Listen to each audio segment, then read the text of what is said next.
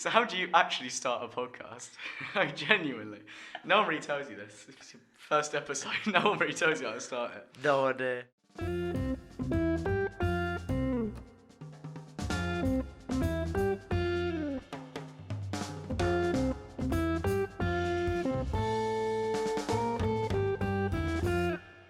We're back. So, shut up.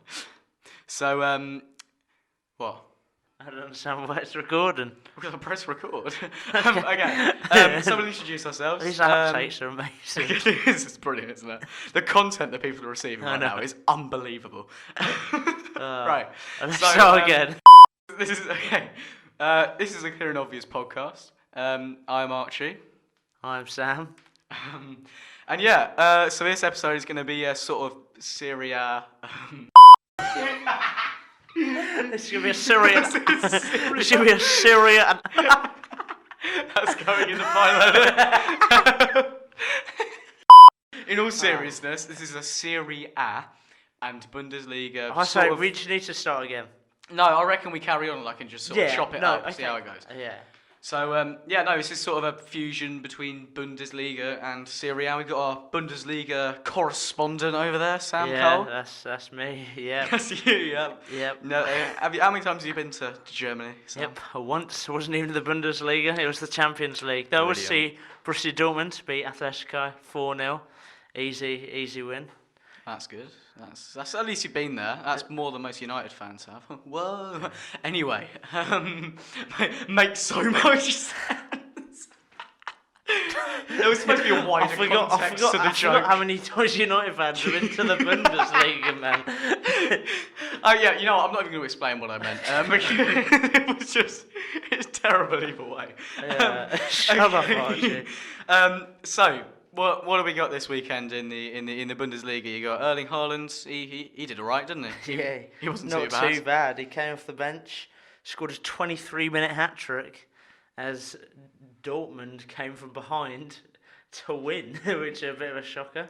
Bear in mind, why were they behind in the first place? Oh wait, 'cause it's Borussia Dortmund. They can never do it the easy way. Or Augsburg scored more goals than them. That might be why they were behind. But yeah, no, crack on.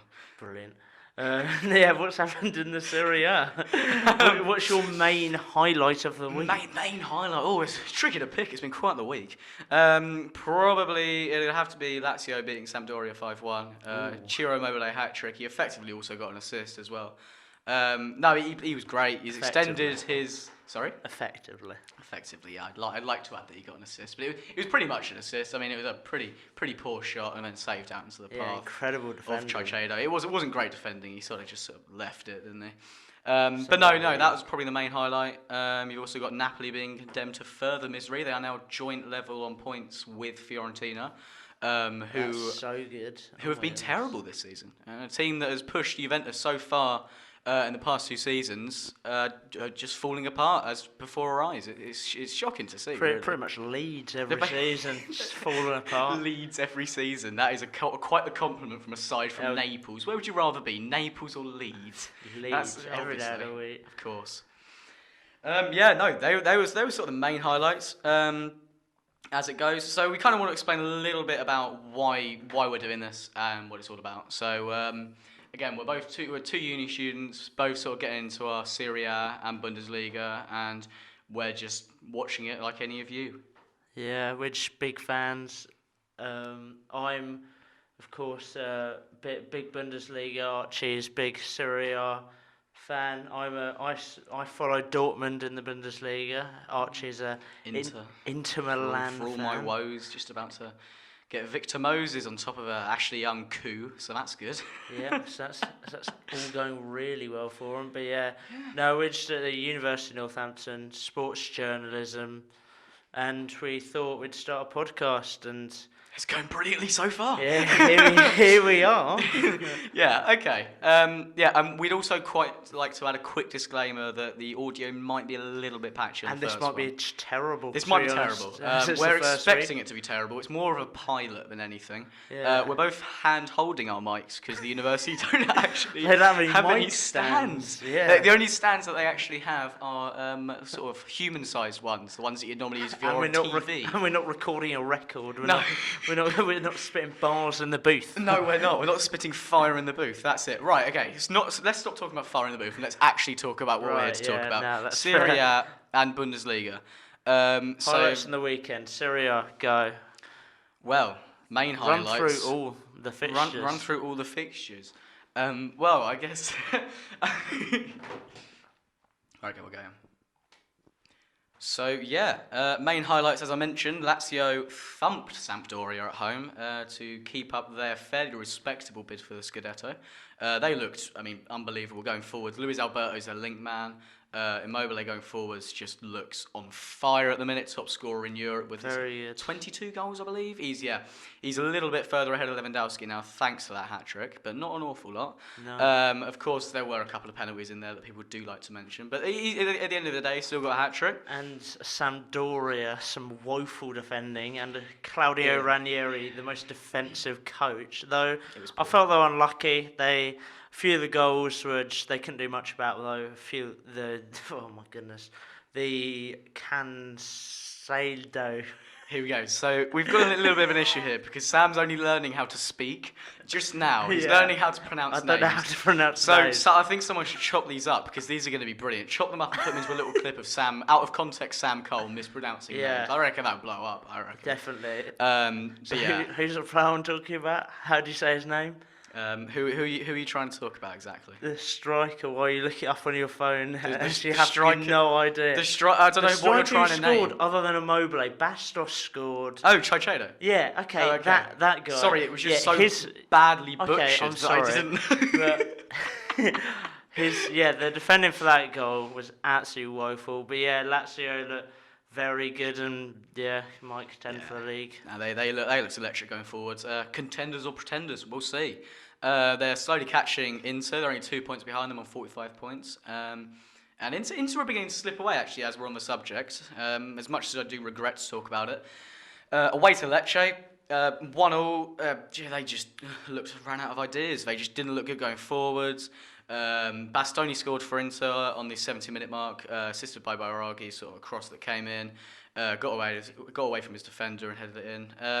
But apart from that, we didn't create an awful lot going forwards, and then defensively, sort of 6 minutes later, they let Mankonzu come in and score past hand. I'd say wasteful is what I'd say. I'd say they created some chances, most of them falling to Brozovic, who definitely, he was very unlucky. But there were a few of them he should have scored. Yeah. And Inter, if they're going to challenge for the league, they've got to be beating teams like Lecce. Well, they've played 3 games in 2020. They've drawn 2 and won 1, which, while it doesn't sound like woeful form, if you're trying to keep up with a team as consistently great as Juventus have been, trying to keep off a team in such electric form as Lazio are, then it's just not quite good enough for a Scudetto, and I feel they may fall short again. That's my worry, Sam. But yeah, as I say, so Marco Manconzi scored for Lecce.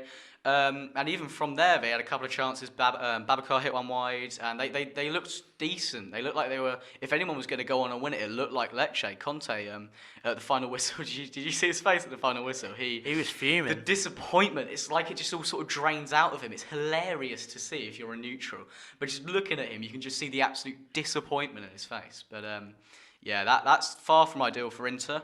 Elsewhere, there was a pretty tasty game at Brescia. 2-2 draw with Cagliari. Oh my goodness. That was. We've got to talk about Balotelli, haven't we? What are your thoughts on it, Sam? I want to hear your input on it. Okay, so if you didn't watch it, Balotelli got a yellow card, came on, and 7 minutes after coming on, he got a yellow card for a high boot, which is definitely justified, definitely a yellow card. But as a player does, if you get booked, you definitely react. So he flung his arms in the air and obviously said something to the ref. And the ref thought that deserved a second yellow and he got sent off. Yeah, which by letter of the law is probably right. But players do it all the time. Exactly. That's the issue. The problem is the consistency of that decision, and not necessarily the decision. Exactly, and if you watch the clip, he's not even speaking at the ref because he's actually turned away to fling his arm in the air. So the only basis that the ref's got to go off is the action that Balotelli's done. So if throwing your arm in the air after already getting a yellow card and then giving a red, it's a bold move from the ref, don't get me wrong. I think to send someone off of Balotelli's character, for something fairly minor, it seemed, is pretty bold on his part, but also fairly wrong. I think, at least. I don't know. Yeah, I definitely agree. I mean, if the ref's booking players for that, then there's going to be like 11 bookings a game. Be a free for all. Well, this game Exactly. did have its fair share of bookings. Yeah, both teams were fairly ill disciplined. But as a whole, I mean, the game was fairly tasty in places. It was open. João Pedro opened the scoring. He's had an incredible record goal scoring this season. He actually got his second later on in the game, but it was Torregrossa who equalised for the home side 7 minutes later. With a header coming in, and then just after the half-time mark, he scored again, and it was a good goal. It was a beauty of a goal. He comes in from sort of 25 yards out, opens his body up, and just puts it past the keeper. He looked bright this game. I'll give him that much. And obviously, when we go on to our team of the week, I might be making a case for him, but we're pretty stacked up top, so we'll leave that for the minute. And then, of course, João Pedro scored again, 2-2. But, I mean, I think it's a decent result for Brescia in the wider context of the league. Cagliari actually haven't been doing very well recently. So how they still hold a place in the top 6, I'm still not quite sure, because they've been woeful recently. But this is a big point for Brescia, again, either way, despite Cagliari's inconsistency. But, yeah, at the end of the day, it's a decent, fun game for the neutral to watch, I'd say. Definitely, yeah. Speaking of fun games for the neutral, let's go to San Siro, because Milan, I mean, they left it late, but boy did they do well. Can we just talk about that Theo Hernandez volley for a second? Oh my goodness me. First time volley from the edge of the box. Yeah. Absolute beauty with his left foot. He's been great this season. He's been their top scorer. He's ahead of Piontek. I think he's on 6 at the minute. But he's not a great record to be having as your top scorer. 6 goals, and we're into January now. But yeah, if your left back's your top scorer, that's not ideal. But he has been brilliant. He's been a revelation for them. As I said to you earlier, actually, it was Maldini that recruited him, and you can tell because he's one of their few signings that have actually done quite well. When you think about the likes of Frank Kessie, Samu Castello, who's been okay, but I mean, he was decent against Udinese despite being bought off. He's been inconsistent in patches, but yeah. Rebic getting 2 off the bench, that's surely the highlight. He struggled in his time in Serie A, and obviously you watched him in the Bundesliga for Frankfurt. What did you make of him there? Because he's quite a different role.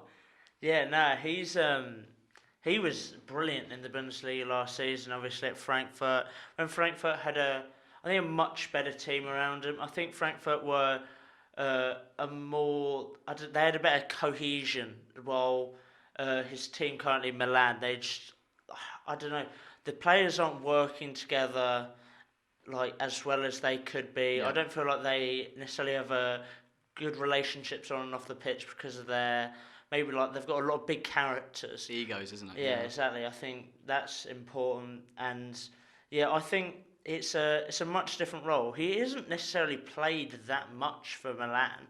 I don't think he's necessarily been given enough chance, because I believe he's a brilliant striker.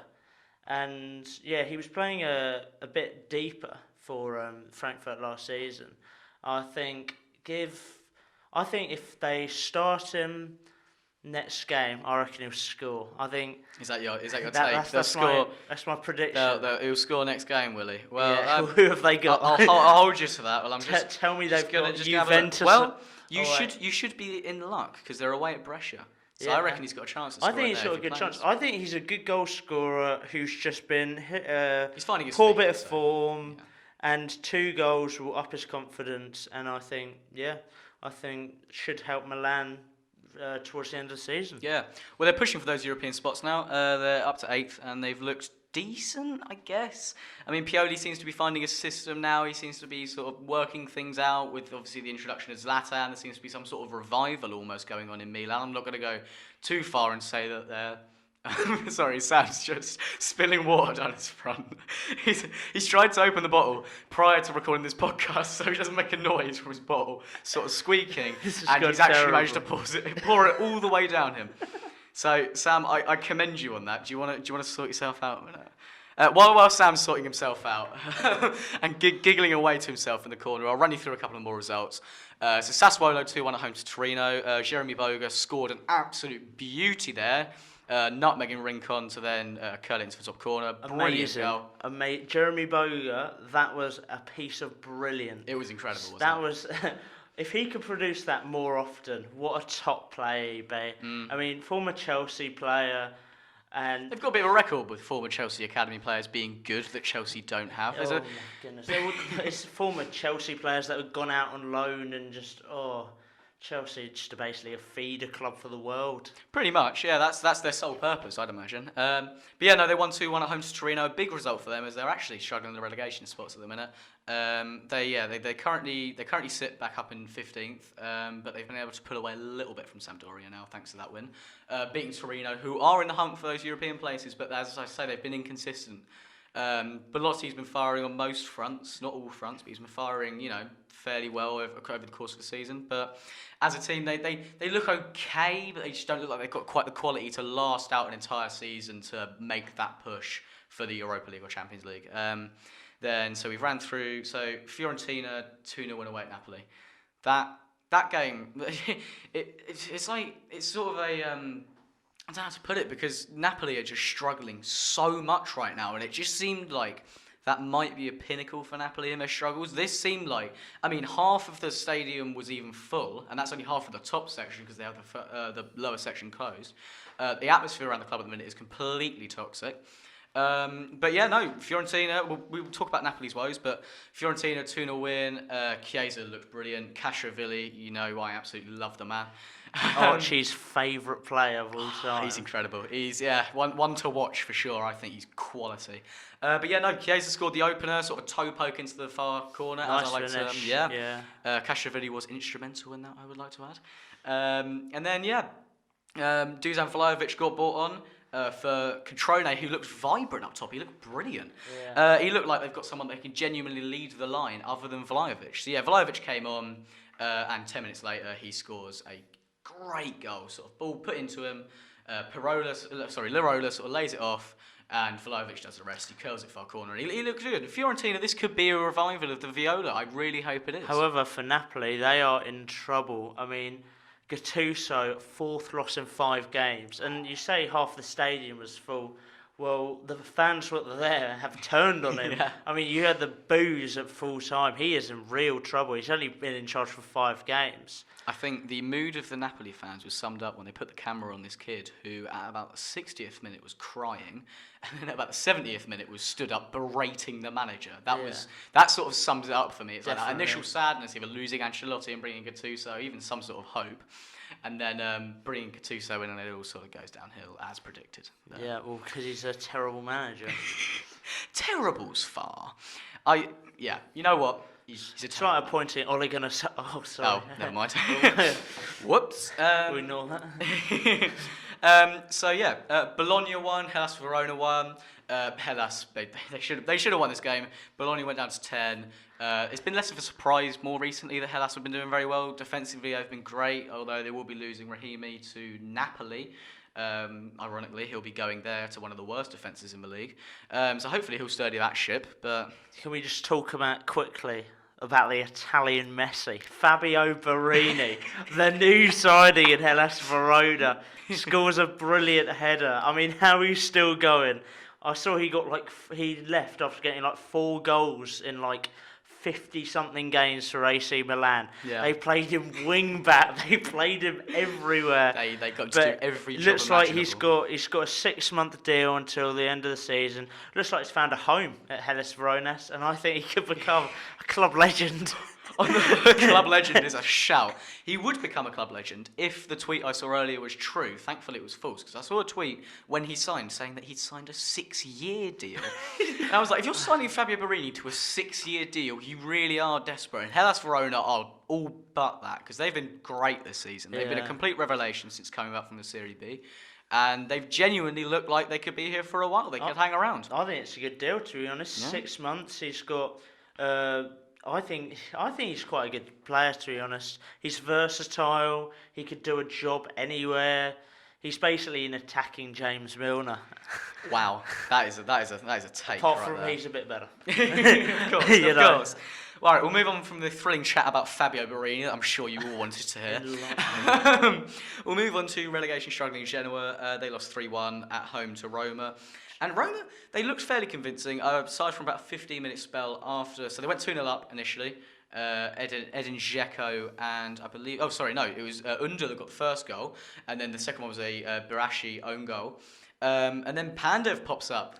How is he still going? The evergreen Pandev. He's like a fine wine other than his hairline. Oh my gosh. He's just... Oh, I don't understand how he keeps going. It's basically like Di Natale from a few years ago. Like, just the fact that... Just here, in old age, he keeps... Like, it happens in the Italian league. They have... they had Di Natale, they got Quagliarella... And they've got Totti as Pandev, well, yeah. Totti.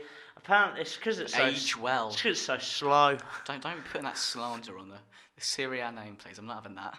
Yeah. All right, yeah, that's a strike to you, Sam. Strike one. But no, they went 2-1 up. Thanks to Dzeko. Actually, Dzeko this time. No, this wasn't Dzeko. This was the Barashi own goal. Dzeko got Do you even first. watch the Serie A? Did you even watch it? Yeah, no, it was a Russian goal, and then they scored, and then they kind of got a little bit of momentum after the first half. Paul Lopez made a couple of decent saves. Very good. And then finally, Dzeko ended up scoring to secure it for Roma. Wait, Dzeko scored? Really, yeah, I didn't think I'd mentioned. Yeah. Juve 2-1 home to Parma. Juve weren't the vintage convincing Juve, you can't really were say they? much about that game apart from Ronaldo's good still. Juventus looked average, and Parma, how are they doing so well? But yeah, They've can't really been do great, much. I'll tell you what, yeah, no, Kurtic has been great for them, running it from midfield. Cornelius pops up with a goal. Cardiff legend. They looked great. But no, as you say, Ronaldo sort of carried them in this game. So if there was any doubt about Ronaldo's ability to still perform, that has now been quashed. I think the highlight of the match was Ronaldo giving Dybala a little kiss. That was, yeah, you see that picture afterwards. You see Bonucci's face behind him. He's like, oh wow, hello, I want to get on the action. Yeah, typical Bonucci. But yeah, no, as you say, the attacking lineup for Juventus wasn't really performing to its full standard, and needed Ronaldo to come in with that experience head and steer him in the right direction. And to be fair to him, they did carry him. And now, onto the final game, which we have just come from watching. Oh my goodness we waited. me. Sam the mighty Spal. A 2-1 away win. Atalanta 2-1 and climb up to 18th. They were rock bottom. But some two fantastic goals. So the first one was a good build-up. Fantastic. It was a nice build-up and then the striker, whatever his name is, Patania. Here's the other one. Patania popping home, and then the centre mid scored an absolute screamer. Yeah, Velotti came Skipping past players like they're not even there. Your new favourite player, Brian Dabo, got the assist for that Brian, one. I thought wasn't much of an assist, but yeah. To be honest, layoff. right, I think Dabo could add. He added a lot of energy to midfield. They've lacked creativity, and while he's quite creative, but it's just the energy they have going forward. Otherwise, they're quite a slow team. And while Dabo's not fast, he could just run for years. And I think that's quite important for him. Yeah, he gave him good legs. Two of them, in fact. No, he was great. Banter. Great jokes. No, he ran all game, to be fair to him. But, Atalanta, they didn't look great because their style of play, that counter-attacking style of play that Gasperini likes to employ, it worked fairly well early on. Ilicic with that classy little finish from a ball in from Zapata. Yeah, beautiful little Danny finish. Welbeck-esque. Very Welbeck-esque. It was nice to see. Ilicic's goal scoring record, he's got 10 in 16 this season, I believe. He's looked good. And yeah, but no, from that goal they just sort of faded away a little bit. They didn't really get hold of the ball. They weren't creating an awful lot of chances. And to be honest, Spal dominated a lot of the possession and the late goings. But that's a roundup of it all, really. That's two giant killings though for Spal this season. A winner against Atalanta, and of course their win over Lazio before early their in the 11-game winning run. Yeah, exactly. They got in there quick. Yeah, exactly. Before they started playing well. But no, in the wider context of the league, so Juve stay top on 51 points. Inter sit 4 points behind them, played the same amount of games, whereas Lazio sit just behind Inter on 45, and they've played one game less. And I believe their game in hand is against Hellas Verona, which won't be an easy game. by any stretch of the imagination, but it is one that you'd expect them to win. And then from there, Roma, Atalanta, and Cagliari make up the European spots, with Cagliari still in that Europa League qualification. And then relegation spots, as Sam is gesticulating to me wildly to say that Spal have climbed up to 18th. They might stay up. Which is not what you were saying before they played tonight. It wasn't. No, I It was gave them looking no very hope. bleak, to be fair. But the mighty if they can buy a striker, if they can just buy someone who's quick, they are so slow. But if they just bring in anyone who's fast. Yeah. But can we quickly talk about Genoa, because historically they're a big Serie A side. I mean, aside from Juventus, Inter, and Milan, they have the most Scudettos, 9 titles. If they get relegated to the Serie B, that'll be a huge loss. Sampdoria seem to be dragged back into it a little bit. Defensively, they are just woeful at the minute. That seems to be all for the Serie A at the minute. Would we like to hop over to the Bundesliga? To Bundesliga, yeah, we can. So we can start at Schalke in a big surprise as they beat title challengers Borussia Mönchengladbach 2-0. I'll tell you what, Schalke looked very good, and I tell you what, they're not out of the title race They're a bit of yet. a dark horse, aren't they? Yeah, they're 7 points behind, but I don't know. I can see Leipzig, of course. I will mention their result in a minute, but I could see them slipping up. They're a great team. They've got a very good young manager, but maybe that inexperience, and I could honestly see maybe like a Schalke slipping in, because I rate Daniel Fark, and I thought Schalke were great. I thought, to be honest, Sommer kept Mönchengladbach in the game at times. He made some incredible stops. Yeah, he was instrumental in it not being a giant killing. But yeah, 2-0.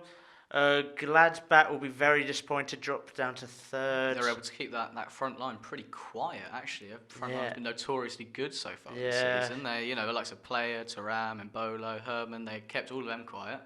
A clean sheet against a team like Borussia Mönchengladbach. Yeah, they were terrific. They really were.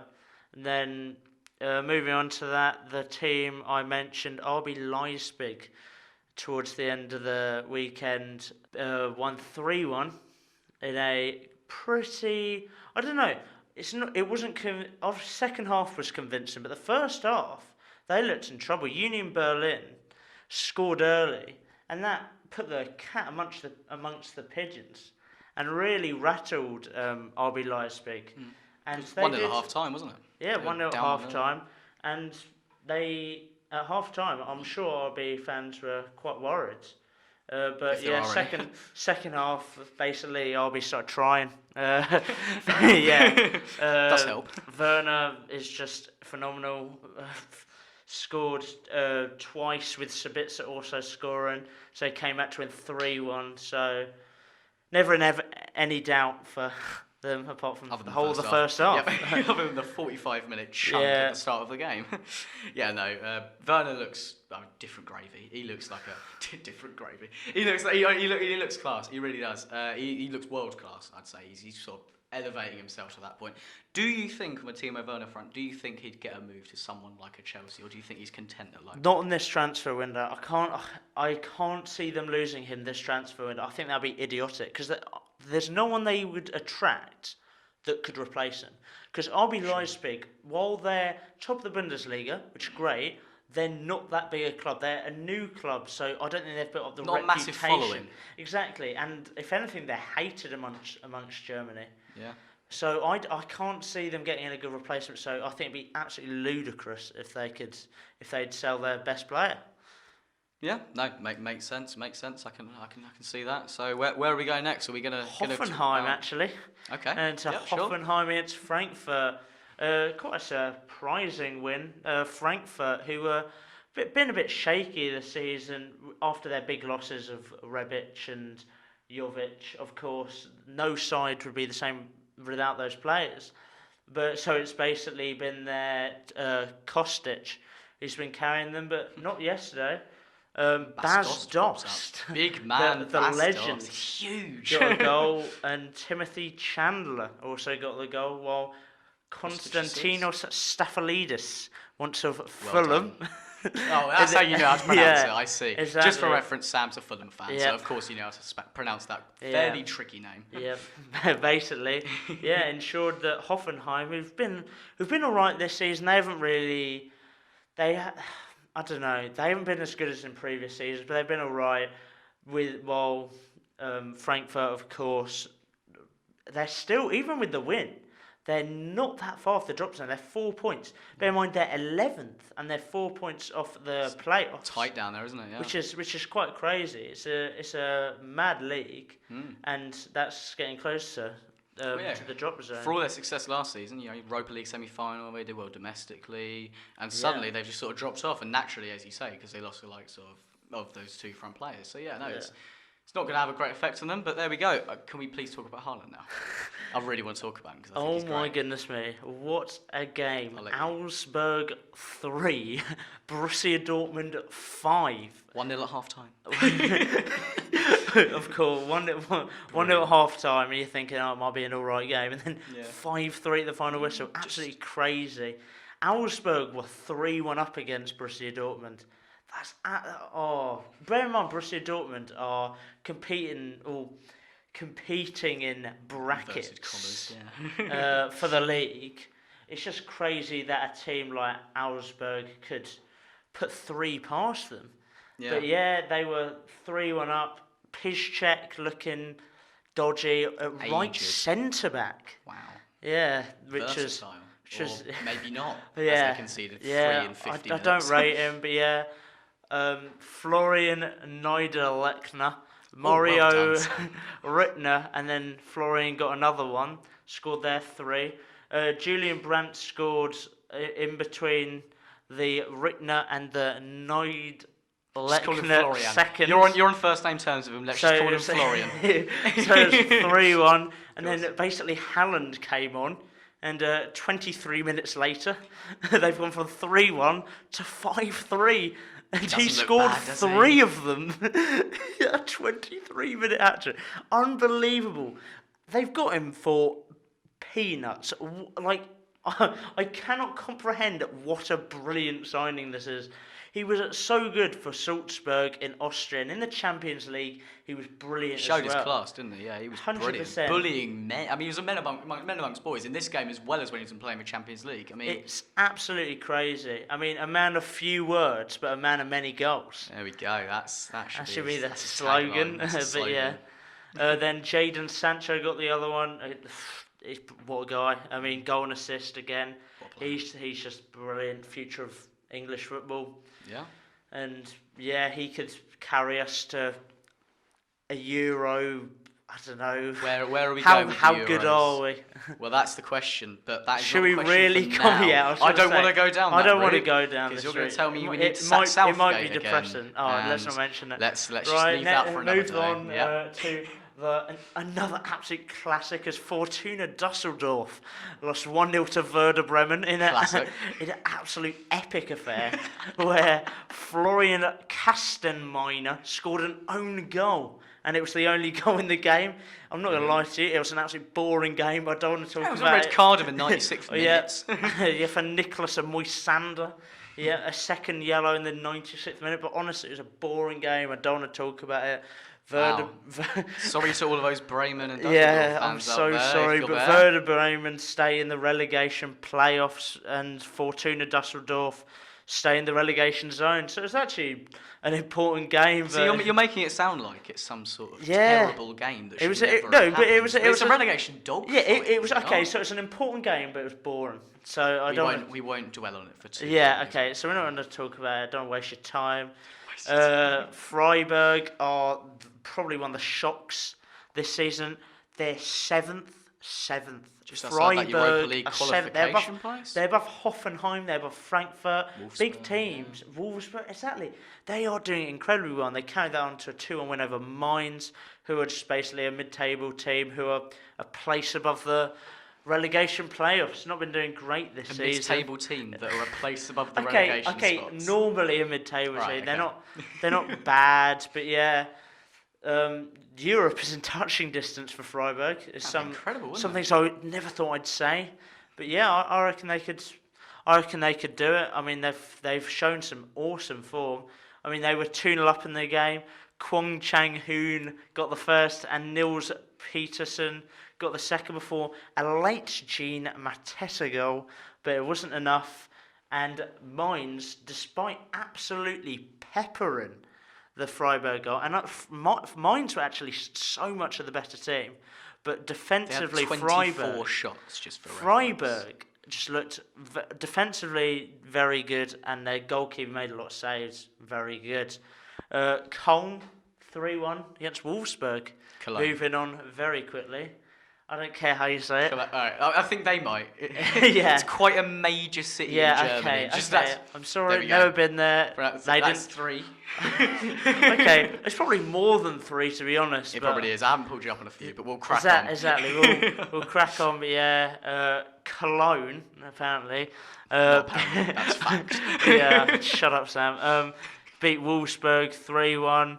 It's an important game for Cologne. They pulled away from relegation zone in the playoff, and yeah, looked quite good there. John Cordoba getting 2 goals. He's a good player. I tell you what, he's a brilliant striker. Played really well this week, and him and Jonas Hector got the 3rd goal. They're 2 key players, I feel, in keeping them in this league. And I think after last season, them being, I think they're in the 2nd division.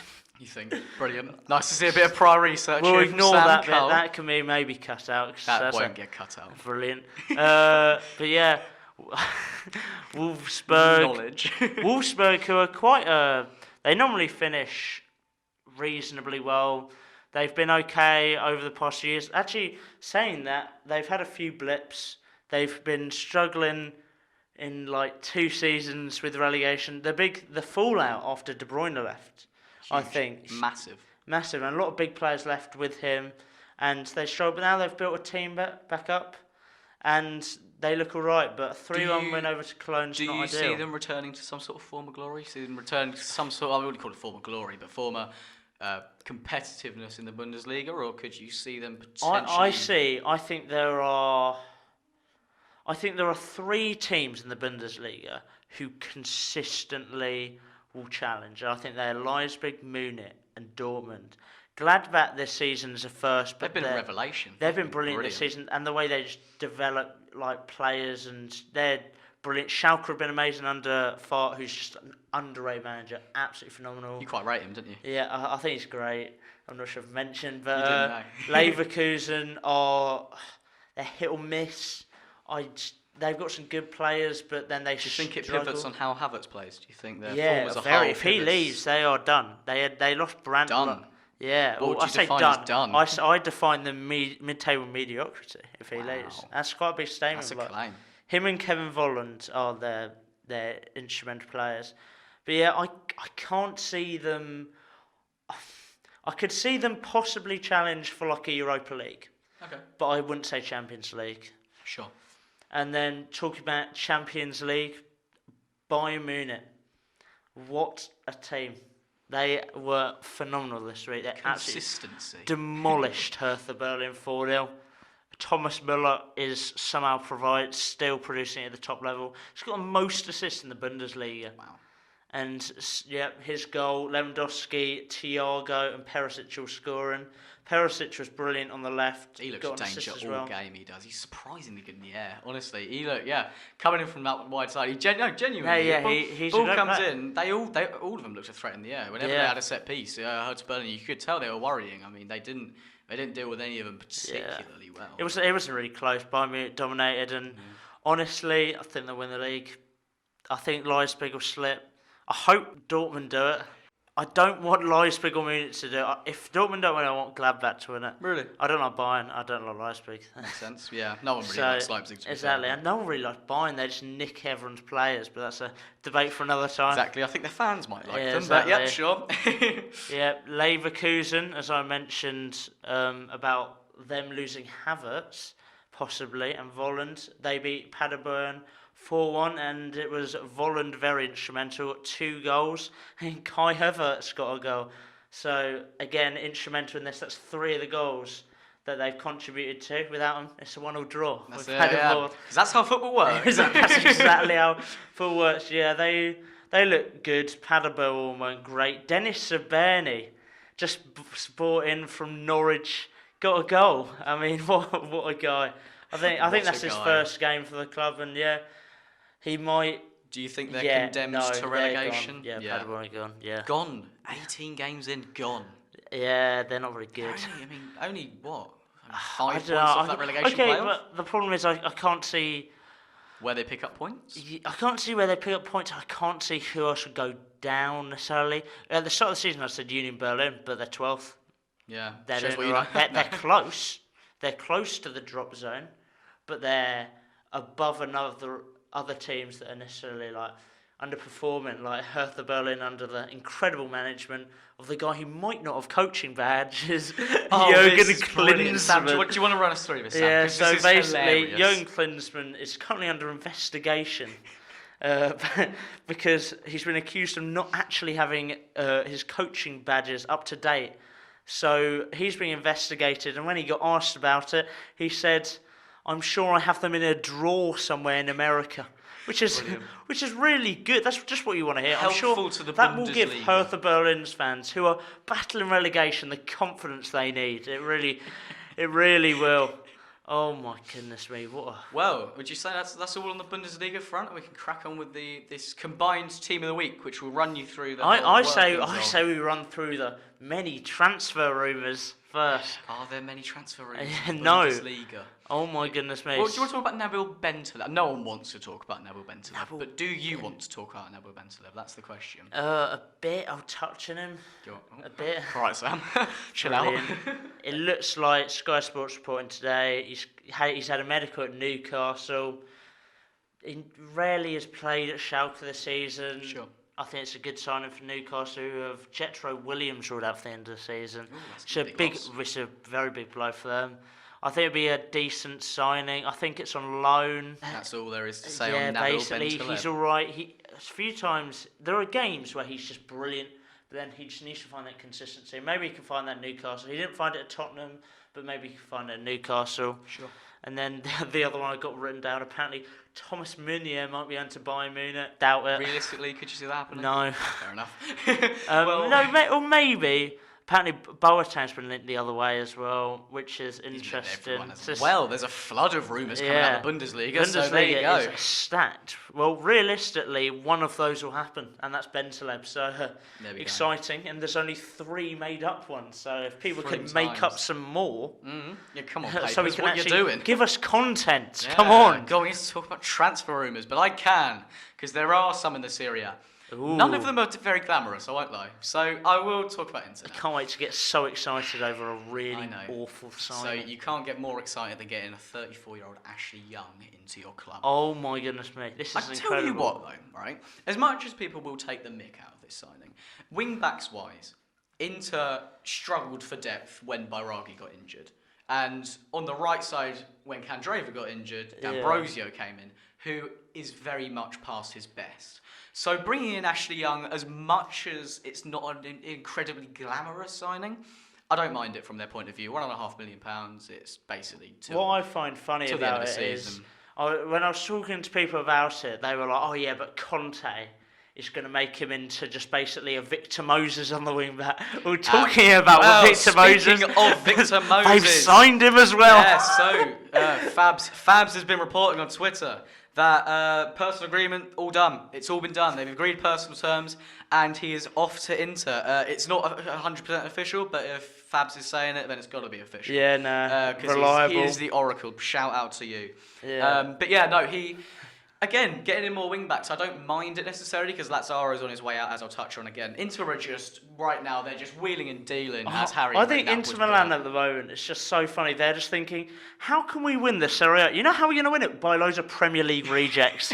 I think that'd be an absolutely great idea. I think it's harsh to call Ericsson. Oh, well, moving on to Ericsson. Is he going to Inter? Well, there's not been an awful lot of movement on that front, unfortunately. There's been reportedly £11 million bid put in for him. I've heard more movement today. I've heard it's not close, but Yeah. I've heard there's more movement today and agents talking to Levy tomorrow. So that could be a developing story. It's quite interesting. I Ericsson, think that would be a brilliant signing. 11 million. In his prime, a prime Christian Eriksen for 11 million is an absolute. Is he in his prime? That is very true. I don't think he is. I think he's been at Tottenham. He's not been playing well. I can't recall a game where he's actually been great. He's just. I think he'll revive his career. I don't want to say revive his career. He's not dead in the water. He's still earning millions of pounds and he's playing fairly well. He's still a relatively young age. He's 28, isn't he? Exactly. He's not old by any stretch. That's what I mean by being in his prime. I'd say sort of prime age for an athlete. That's where I think he's currently at. I think he'll do a Pogba and basically be good in the Serie A, but then not be, because the pace is so much slower. You have time to pick out a pass. And I don't know. I think he'd be better suited to the Serie A rather than the Premier League. At Tottenham, lots of Tottenham fans I know are very frustrated with him just because he hasn't been performing and he doesn't look like he wants to be there. Unfortunately, on the Politano-Spinazzola swap deal front, it's been a shambles. He played Spinazzola against Genoa, despite supposedly going to Inter. Apparently, the deal was all in place, but Inter wanted more medical checks done on Spinazzola. Roma refused, the deal didn't go through, they both flew back to their respective areas. So that's pretty much all on that front. They're still trying to work out a deal, but aside from that, Amir Rahmani, as I said earlier, is off to Napoli. Genuinely, I think this could be quite an underrated signing. Defensively, Hellas this season have been formidable. They've been brilliant this season defensively.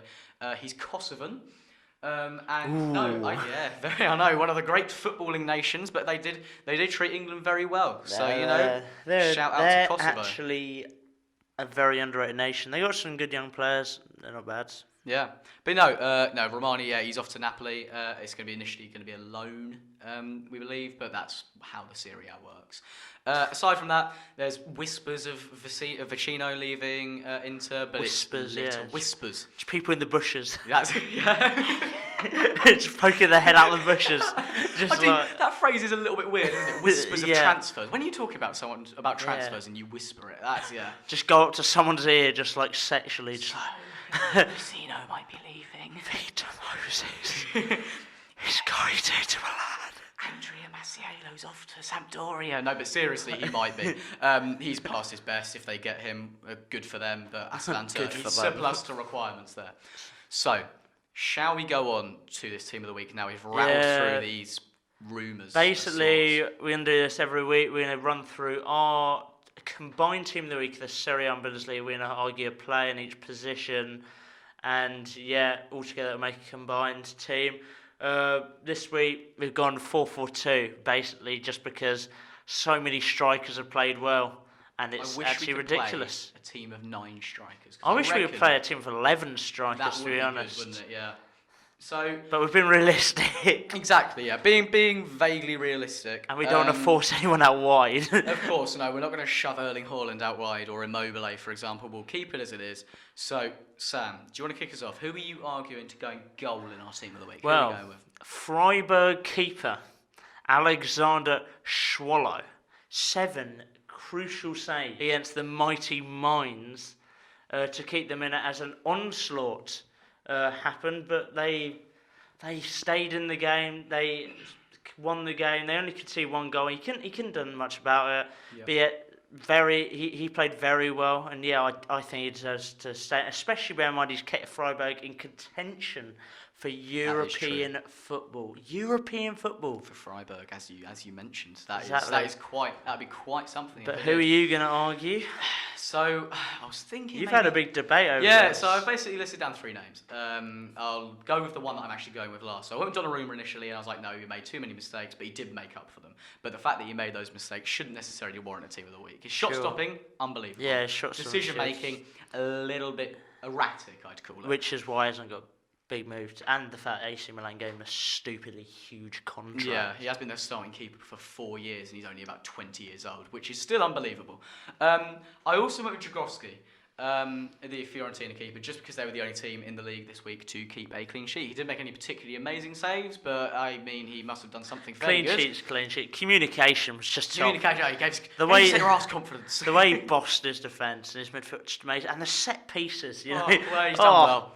Those goal kicks was something else. Oh. But no, okay. So basically, I've gone with Roma keeper Paul Lopez. They did concede. They conceded one. I'll admit that, to the grace of Goran Pandev. And I will also admit that he could potentially be at fault for that.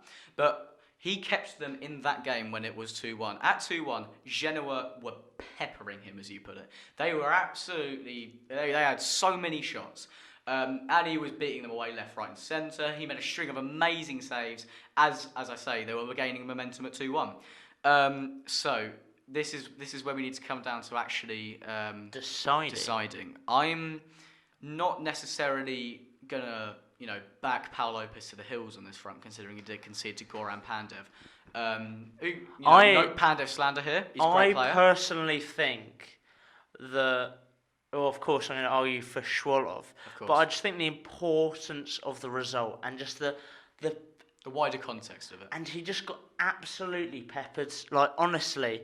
He just so many shots came out his goal, which kept out, and I thought he was great. And crucially, you said that your keeper possibly could have done better for the goal. Yeah, mine couldn't have. Well, there we go. Okay, so we will go with. So we're going to put Alexander Schwolov. So he will be going in goal. Right, I'd like to kick things off with the right back because. Right back. As far as I'm aware, I don't think you have a particularly strong choice at right back, but you can argue it. I'm going with Paul Lirola, the Juventus wing-back / full-back, because a lot of teams in the Serie A play wing-back, so if we're playing a 4-4-2, we're throwing him there. That's fine, yeah. Reason being, we basically need to put a Fiorentina defender in there, right? They kept a clean sheet against Napoli, who, despite all of their faults, have got an incredible front line. They had a fair amount of chances. But Lirola also crucially got the assist for the Vlahovic goal. Don't get me wrong, it wasn't a Fabregas-esque pass. It wasn't some incredible Iniesta through the lines pass. It was more of just a ball down the line, but an assist. And I think he should be in there because he kept a clean sheet against Napoli, and he's part of Fiorentina getting better. This is going to sound like a pathetic argument, but he should probably go in because mine's Lars Bender. Played right against Paderborn, he was solid. Paderborn, yeah? Yeah, Paderborn, the cool. might. Not quite Napoli, yeah, is it? I know, Paderborn. Conceded one, couldn't have done anything about it, but yeah, he was solid, but yeah. We're going with Lirola, are we? Yeah, definitely. So we got Schwaller in goal, is it? Yeah, we'll run through the team at the end. Lirola at the back. You want to go over your centre-half while I'm typing down who we've actually gone with? Yeah, right, first centre-half. Is a man who was a part of the defence that conceded 3. Oh. Yeah, Mats Hummels conceded 3 goals. None of the goals are directly his fault. He couldn't do much about them. And he played quite well defensively, despite conceding those 3 goals. He was quite good, and he's a leader at the back. He's decent there. But yeah, the main reason I got him in is his incredible left-footed assist. His weaker foot, he passed it, 60, 50 yards for Sancho, who ran in on goal and scored. And that was to make it 3-0. That was a crucial goal in the game.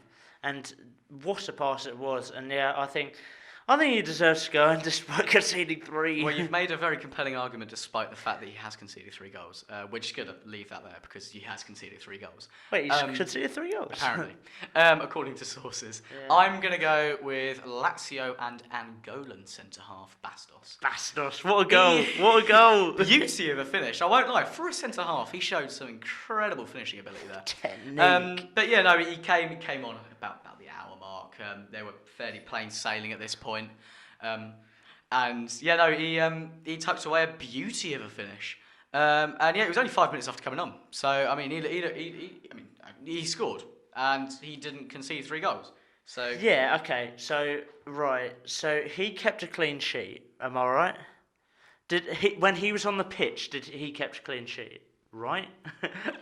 I'm looking at Archie, and he has no idea. So. I'm not 100% sure exactly what time he came on and how that correlates with Sampdoria's goal, but he was on the pitch. I thought you told when us he came on for the last 30 when minutes. Sampdoria scored, he Just came talk on. over me then. Yep. No, he was on the pitch when Sampdoria scored. Oh, so that was good. He was on the pitch 30 minutes, and if you add it up, 30, 60, 90, so that's 3. So if you triple that, he could have been on the pitch. Sam, you are going through this equation so much. I know. Right. He scored a goal. He was on the pitch 30 minutes. He didn't even start for them. But he has a good does that not make the Hummels has the assist of the has conceded year because barely anything's happened this year. Goals. I say that. Shut up, Sam. He conceded 3 Okay. goals. Sorry, Sam. I can't back him. I can't bring myself to back Hummels if he hadn't conceded 3 goals or if he'd have been on the fine. pitch. Yeah, okay. I think we need to go Bastos. We'll put Bastos personally, in. despite my lack of knowledge as to when. Why did I have to put Hummels up against him? That was poor because my next nomination isn't amazing. So you go That's ahead. mine. Oh, is it not? Well, this could be Rafael Kazikos, the how- Freiburg central Ooh, defender. hello. Could have a couple of But Freiburg yeah, players, basically, Freiburg. Basically, they were just brilliant defensively, and he played well as they hung on. Yeah, Sure. not much more to say than that. I'm not going to lie, mine's not an amazing argument, but I'm going to do it anyway. Amir Rahmani, as I mentioned earlier, the Kosovan. Okay, so let's gloss over the fact that they drew 1-1 to Bologna. All right, that's not a great result. Okay, I'm very much aware of that, but I'm not going on the basis of this game. I'm going on the basis that he's managed to secure a move to Napoli. I think that's great. Oh my I'm not going. goodness me. Yeah, It's not on the basis of the game. No, it's not on the basis of the Okay, game. I'm going a bit more left wing. Okay, my defender is That's getting later. in. I'm sorry, Yeah, but I wasn't is getting getting in in. over whoever your guy is because Brilliant. you can't put a player in Team of the Week because he got a move. It was more of just a point of respect for Romani for securing a move to Napoli. I think, it wasn't necessarily someone I'm going to advocate too much. Okay, so Left back. we'll go with Kosikos.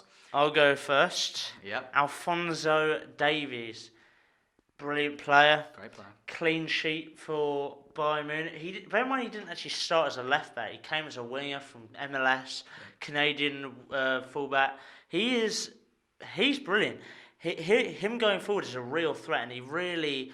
Defenders hate playing against him because he's so direct, and it's quite surprising for a fullback. But yeah, he really troubled their defence all game. He kept a clean sheet as well, which I think is quite important. Defensively, he was quite good and quite, I wouldn't say instrumental, but like played a part in that. And yeah, while he didn't get like a goal and assist, he was just like so like. I don't know. He was such a menace to that defence that I think he deserves to get in. Okay. I'm going with the man that we mentioned earlier, Teo Hernandez. As I said, top scorer, and he scored an absolute worldie. Yeah, First time volley, that was came a peach. out, and that was what helped spark their revival in that game. Because while they did concede twice, he played brilliantly, and that goal just sums up how important he's been to Milan this season. He's been instrumental to their play this season. He has dug them out of difficult situations time after time as a left back. That is that's understandable. I personally think we go Hernandez, but I would. I think Alphonso Davies, he played so well, and I thought he was brilliant. But I think just not for that goal and just the way he's done so well for 8. I know it's based on a game, but he played well other than that goal. And I agree. Typed him in already, mate. I knew that was it. Okay. Where are you going now? We're going to go to central midfielders first. We're going to leave the wingers for the minute. We'll leave the wide areas and we'll come straight back into the middle. Okay, I'm going to put forward someone. You won't expect me to put him forward because I haven't banged on about him enough. Oh my But goodness. Gaetano Castrovilli. Oh my goodness me. You can't deny he was brilliant. He was good. You saw that game. And he Yeah. absolutely ran the game. While he didn't get a goal or an assist, statistically, he ran the game. He was instrumental in the first goal. He played the ball in that was then knocked back. And just overall, he was terrorising that Napoli back line and their defensive midfielders. And I genuinely think that he played such a big role, maybe not statistically, but in that game, that I think he should get in there. Yeah, no, I'm not going to put up against him the guy that I want to because I want him to get in. I see. And but my player played better. But I'll move on to the other centre mid who actually I think deserves to get in over Castrovilli anyway, and he goes by the name of Oh, here we go. Serdar. Don't know his first name. Okay, Sam, if you're putting someone forward for this team of the week, you might need to know how to say their name. Suat Serdar. It's because I didn't write his name down. Brilliant. Yeah. Prep. Suat Serdar, Schalke scored a goal in their 2-0 win over Mönchengladbach, and brilliant in midfield. He was very important to their win. He was probably their second most influential person. First, I'll mention later, because I've put him forward as a striker, but... Sure. He was absolutely exceptional. He played so well for Schalke, and I think deserves to get in. Is what you think. The thing is, right, if Castrovilli has had an awful game, you'd still nominate him. No, that's unfair. I think he's a very good player, but if he has a bad game... He played well. He shouldn't have had an assist because his chip ball, which was... Oh... That link-up play with Chiesa, that was beautiful. That was brilliant. That was, yeah. Should have scored it. Ospina read him quite well, but yeah, Ospina played well. He did, yeah, no, he didn't do too badly despite conceding twice. No, he didn't actually do too badly. Yeah, so what are we thinking? Come on, give me this. First episode. Yeah, fair. We'll go Brilliant. Cheers, Sam. Okay, who are you going with for your other Thiago Alcantara, and no player you could put forward would make me change my mind. He deserves to be in there. He was playing a holding role, and he absolutely ran the game. He looked brilliant. He was phenomenal. Goal and assist. His goal was a really brilliant finish. You're typing him in already because your player isn't good enough. Well, okay.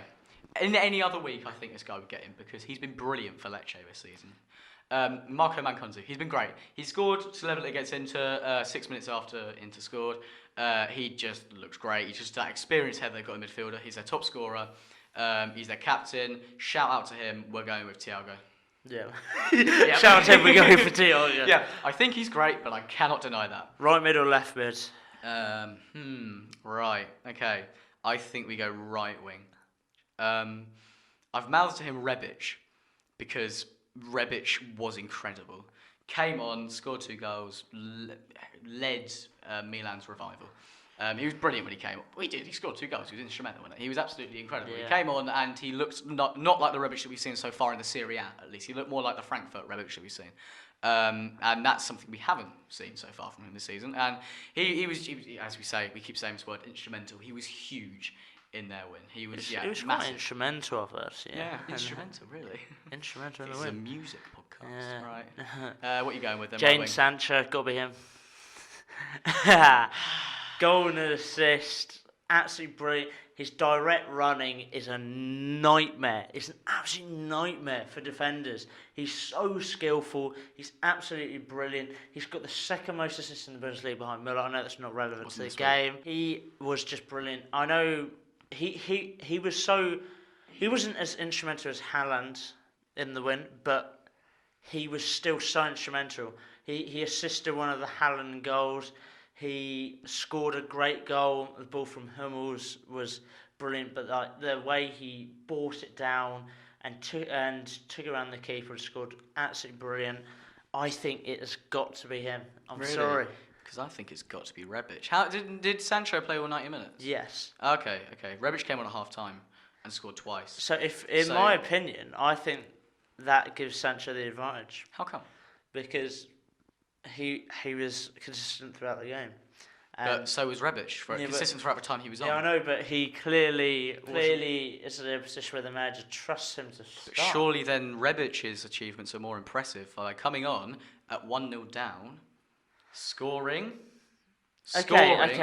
they win. The problem is, right, did kind of bring it back.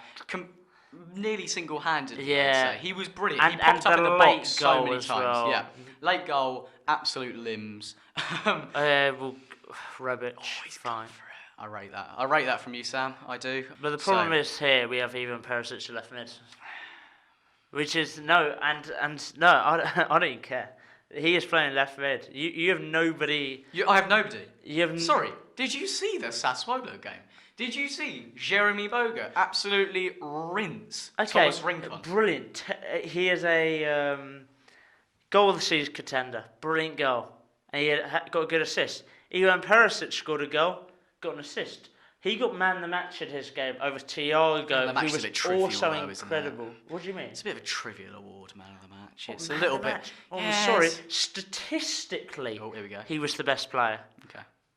He was absolutely phenomenal, and he was brilliant for Bayern on the left hand side. I think he's got to get in. Yeah. Okay, sure. So they beat a team that aren't doing great this season. Bogut, right? He scored for Sassuolo against a team that are a Europa League candidate, and Sassuolo themselves are a relegation candidate. And don't get me wrong, Perisic was brilliant. And you know what? I think he should be in there. Yeah. Strikers. Who putting up first, so I could decide who's put up against him. Brilliant. Okay, I'm going to kick it off with Immobile. He hat-trick and effectively an assist.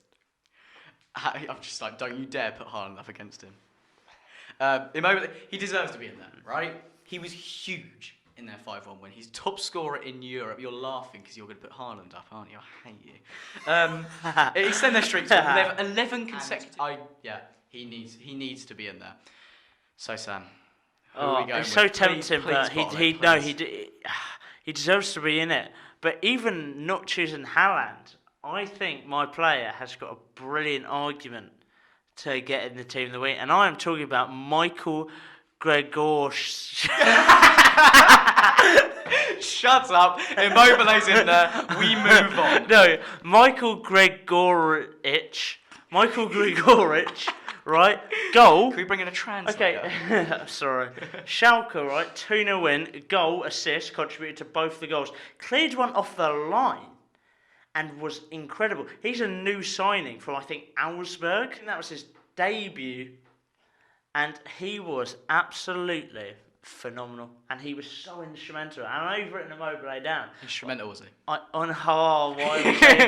It should be the instrumental podcast. Yeah, he was the chorus of the Schalke team. The chorus. Yeah, we're really going for these musical references. Incredible, isn't it? He just crescendoed just across. Please. Sorry.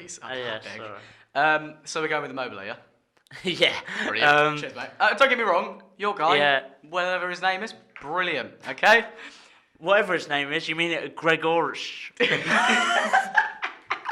The Great. I'm sorry. Oh dear. What a guy. That's why I said whatever his name is, because I didn't even want to attempt to butcher his You mean Michael? Michael, you're on a first name basis with him. I like know. it. So, Sam, Haaland's no up front. prizes Haaland for scored a guessing. 23-minute hat-trick off the bench on his debut for Borussia flipping Dortmund. Borussia flipping Dortmund. Yeah, I'm sorry, I'm getting passionate. He's in Oh, the he's team. getting heated this one. Oh no, flip it Mental. there. We're Hold PG me here. back. Yeah. But nah, Erling Haland, 23-minute hat-trick off the bench. Debut. Okay. I just said that. He's in there. I'm just going to put up someone as a consolation. Yeah. Cristiano Ronaldo.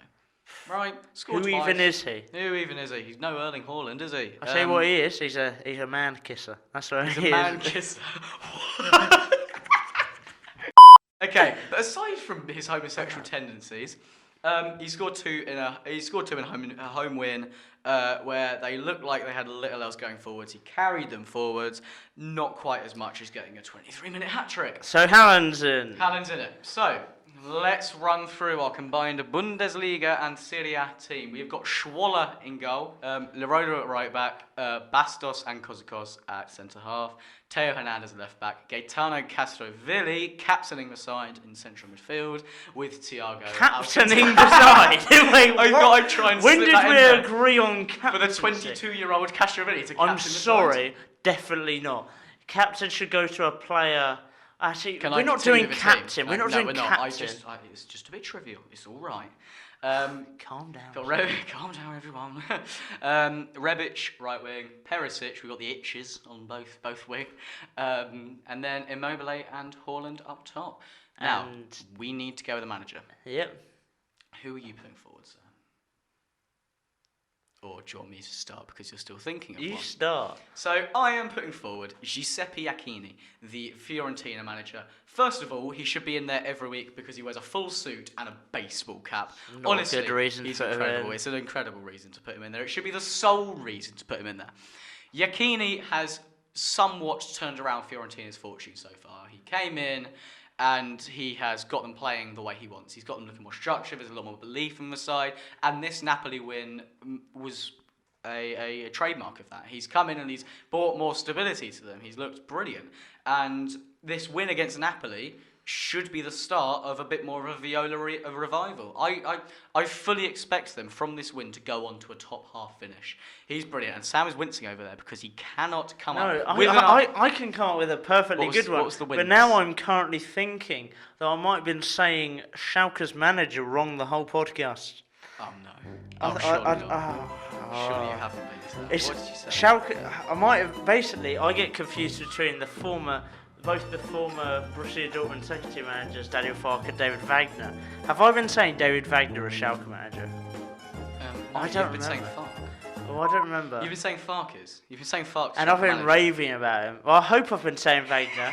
And if I haven't, David Wagner, the Schalke manager. So it's Wagner. David Wagner is the Schalke manager. Is the Schalke manager. We just like to get that on record. David Wagner is the Schalke manager. He is the Schalke, and he's a brilliant Schalke manager. So not Daniel Farke. And he's going to be manager of the week. And I'll tell you what. You sure it's not going to be? You sure it's not going to be Farke? Shut up. The Norwich manager. Are you sure it won't be him? Yeah. Are you sure it won't be the man managing David Wagner, Norwich? Okay, shut up. Schalke manager, David Wagner is manager of the week. What can you say about this guy? He's brilliant. He's a great manager. He was brilliant at Huddersfield, not Norwich. Not Norwich. Brilliant. Huddersfield playing brilliantly. And is an this weekend he set up his side brilliantly to be one of the title contenders and one of the teams of this Bundesliga season, and beat with the surprise packages, Mönchengladbach 2-0, a clean sheet against an amazing attack. So he set up his defence really well. His new signing, brilliant goal assist, clearance off the line, should be in team of the week, but he's not.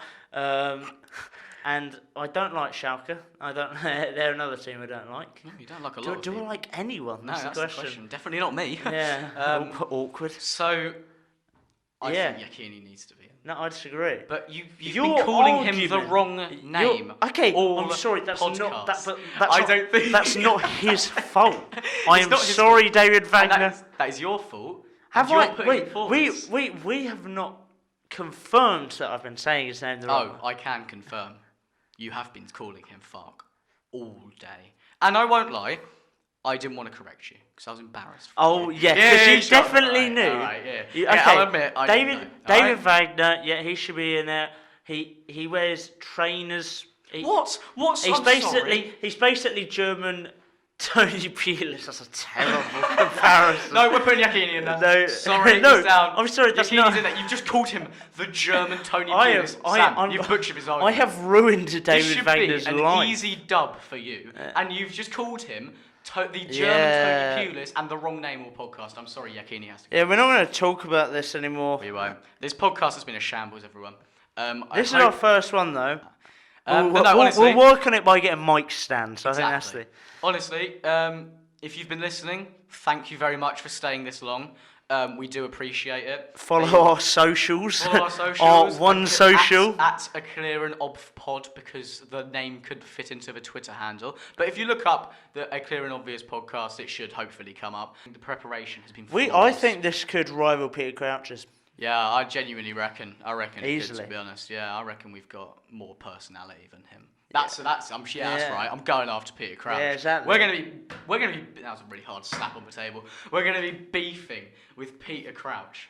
Beefing right? with Peter Crouch. Crouch. We're calling him out. That's how it works. I mean, anyway, we're gonna. Your stop neck would break trying to look at him face to face. Brilliant. Yeah. For reference, I'm a 6'4" legend. Thank you very much. Thank you very much for listening.